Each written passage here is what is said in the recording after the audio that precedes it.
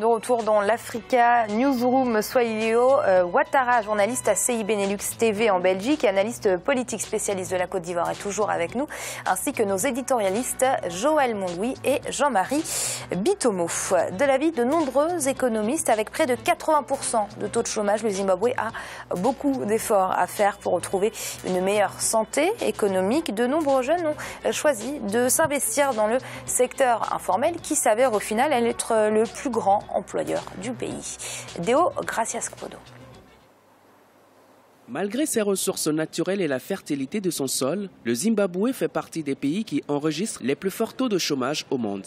En 2014, il était estimé à près de 80% de la population active selon le Fonds monétaire international, raison pour laquelle de nombreux jeunes diplômés et qualifiés parviennent difficilement à subvenir à leurs besoins. Faute d'emploi à la hauteur de leurs compétences, certains optent pour le commerce ambulant.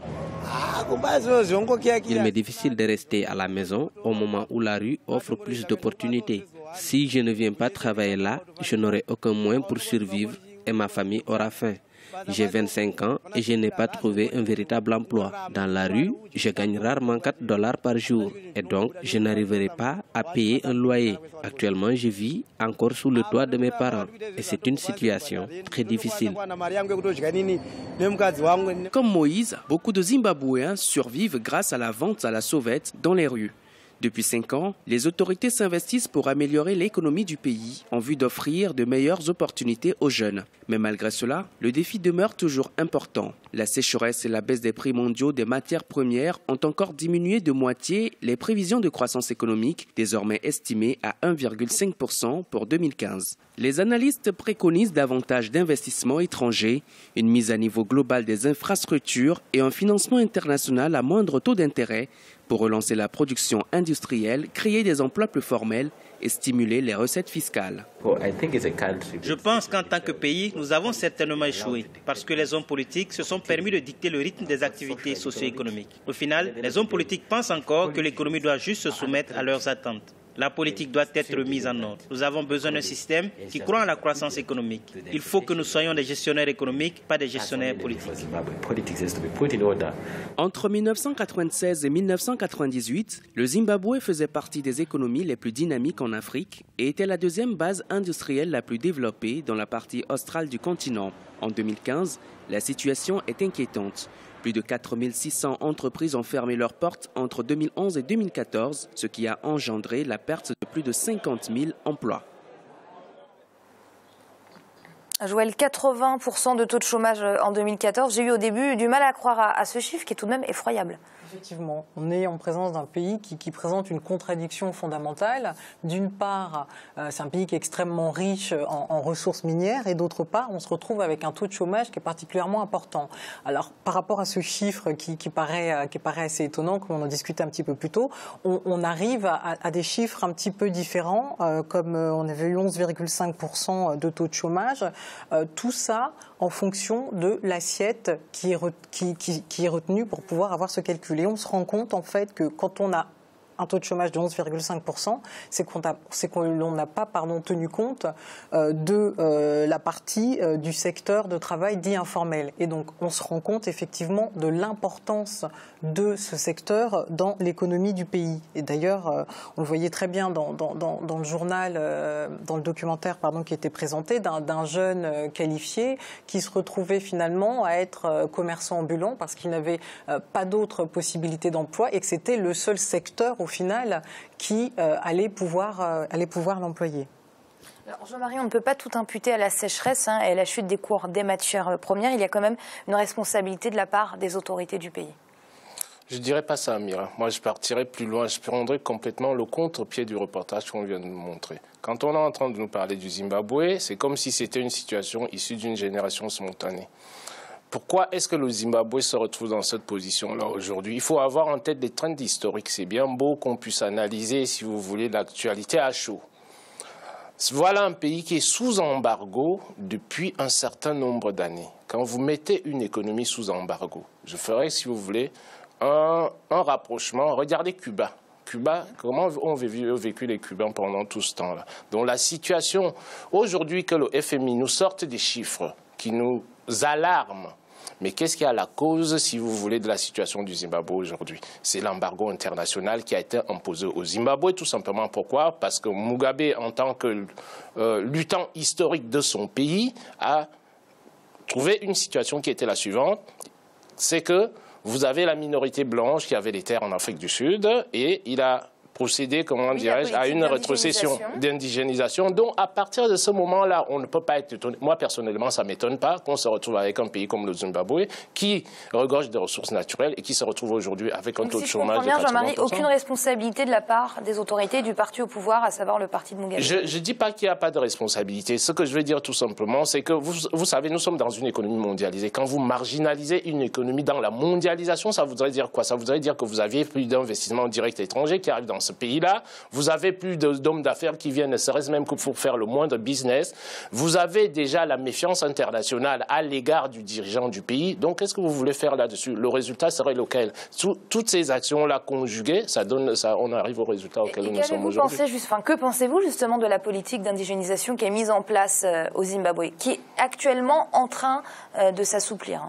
Bon, si la politique s'assouplit, ça voudrait dire que vous avez une répartition égale des terres quelque part, c'est-à-dire entre les Blancs parce que je sais que la plupart des Blancs qui résidaient au Zimbabwe ont émigré en Afrique du Sud.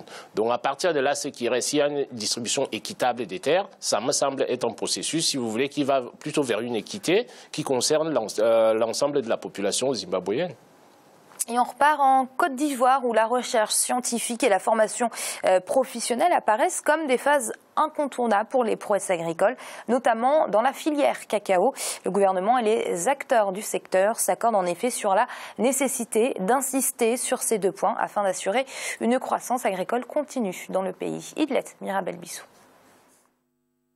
La recherche scientifique et la formation professionnelle, moteur de croissance économique pour le développement de l'agriculture en Côte d'Ivoire. Avec plus de 40% du PIB de l'Union économique et monétaire de l'Afrique de l'Ouest, la Côte d'Ivoire est le premier producteur mondial de cacao avec un rendement estimé à 1,7 million de tonnes en 2014. Les autorités veulent davantage accroître la production du cacao et améliorer la qualité des semences. Pour ce faire, la sensibilisation et la formation des agriculteurs sur les techniques agricoles est une phase incontournable pour le gouvernement. À travers cette recherche scientifique, il y a de nouvelles variétés qui sortent et il y a la formation continue qui existe aussi. Pour que nous demeurions toujours premier producteur, l'impact de la recherche scientifique ne peut pas tout d'un coup prendre tout le monde paysan à moins de 3 ans.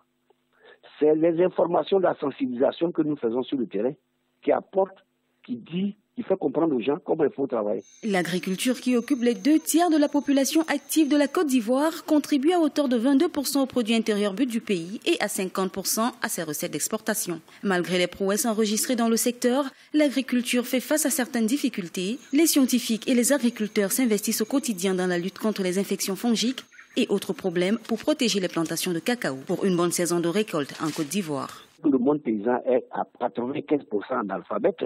Toujours est-il qu'il y a des difficultés. Surtout, il y a une maladie qui est apparue dans la cacaoculture qu'on appelle le solenchou, qui a pris une partie des plantations presque dans toute la Côte d'Ivoire. Les gens sont en train de voir avec un maillon de la filière café-cacao qui est l'anabelle, le filca, comment faire pour endiguer ce fléau.